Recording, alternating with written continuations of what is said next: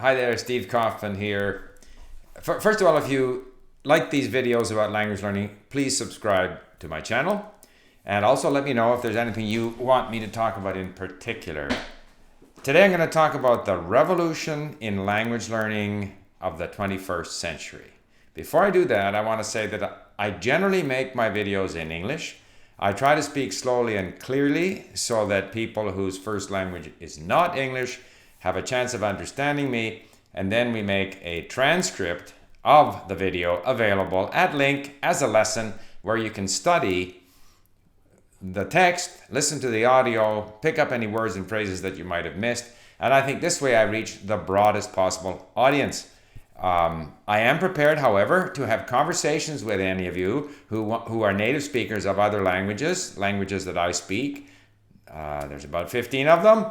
I might have to prepare for some of them, but I'm very happy to have conversations on not just on language learning, but perhaps primarily on language learning. But the revolution in language learning. When I studied Chinese back in 1968, I had a big open reel tape recorder that sat in my room, and if I wanted to listen, I had to listen there, sitting down.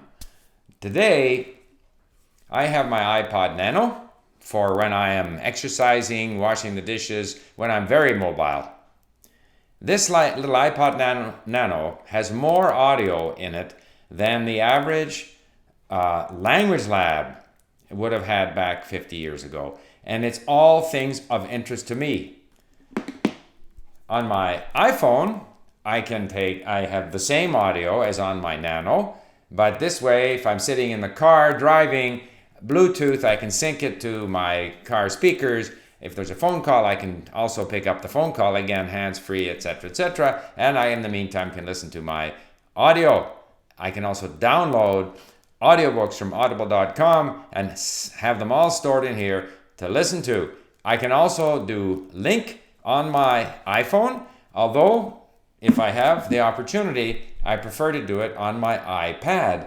So these three tools are just phenomenal in terms of making language learning more efficient, more comfortable, easier. Now, 50 years ago, my main activity in order to, improve my Chinese was listening and reading. I didn't know, I had never heard of Stephen Krashen, but everything that Stephen Krashen says about language acquisition through input was exactly how I went about it.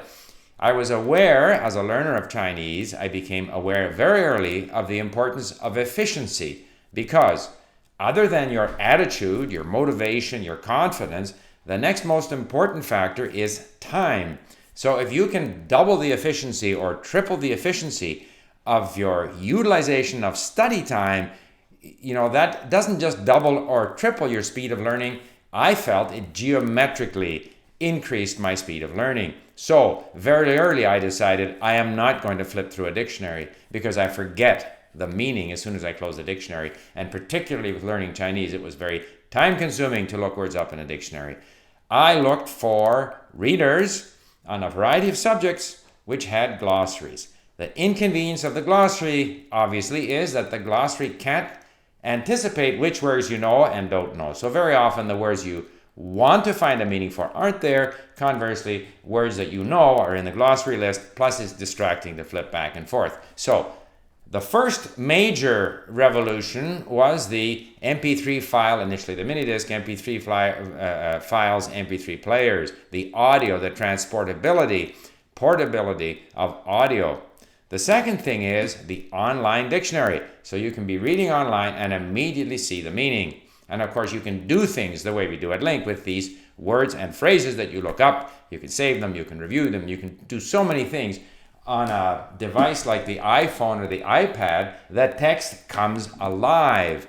And all of that makes the learning much more efficient. Granted, it's more comfortable to read a book, but I find that until I have a sufficient vocabulary level, it's frustrating to always come across words that I don't know, and of course, look them up in a dictionary, forget the meaning, write out a bunch of lists longhand that I never look at. So the availability of online dictionaries has made it possible to access texts that are perhaps too difficult, but because they are interesting, they're ideal learning material. So again, I want to give credit, and the third thing I want to give credit to Stephen Krashen. I totally agree with what he says about the importance of input. Eventually you have to speak. And when you speak, you're involved with the language, you're fighting, you're trying to express yourself. It becomes very real. The resonance is very high.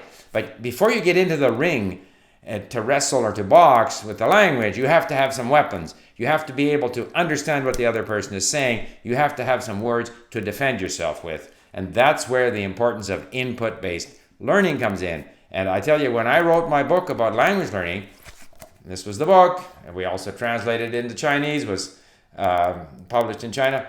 I mean, all the things that I said there were pure Krashen before I had heard of Krashen.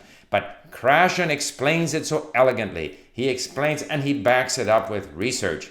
And so if we couple what we now know about the importance of input-based learning with the tools that are now available to make language learning so much more efficient and so much more convenient, that net effect plus the availability of the internet and all the resources that are there, the net effect is a revolution. A revolution not only in terms of input-based learning, but eventually even in terms of talking to people and communicating with people. It's a wonderful world, the 21st century. And I should say that we often hear a lot of negativity about the world today. I am such an optimist. I feel it's a wonderful time to be alive. Yes, there are problems in the Middle East, problems in Ukraine, problems in Africa, in wherever. There are always problems. There always will be problems, but there always were problems. But in terms of the improvement of living standards for a vast majority of people in the world, the number of people who have been taken out of poverty, what we're now seeing in terms of the reducing price or cost of solar and wind power, the ability of humans to come up with technical solutions for the problems that we have, not the least of which is technical improvements in the learning of languages. I am an optimist, and I think to be a language learner, I think it helps to be an optimist, because you have to believe that you can do it. You have to believe that it's worthwhile. You have to believe that the method you're using is going to take you to where you want to get to in terms of achieving fluency. So, bit of a ramble today, but I do believe the 21st century is revolutionary when it comes to language learning. We should be aware of it. We should take advantage of it. Kids in school shouldn't just learn one language. They should learn two languages and discover more of the world. And it's now easier to do than it ever was. So thanks for listening. A bit of a long ramble. Bye for now.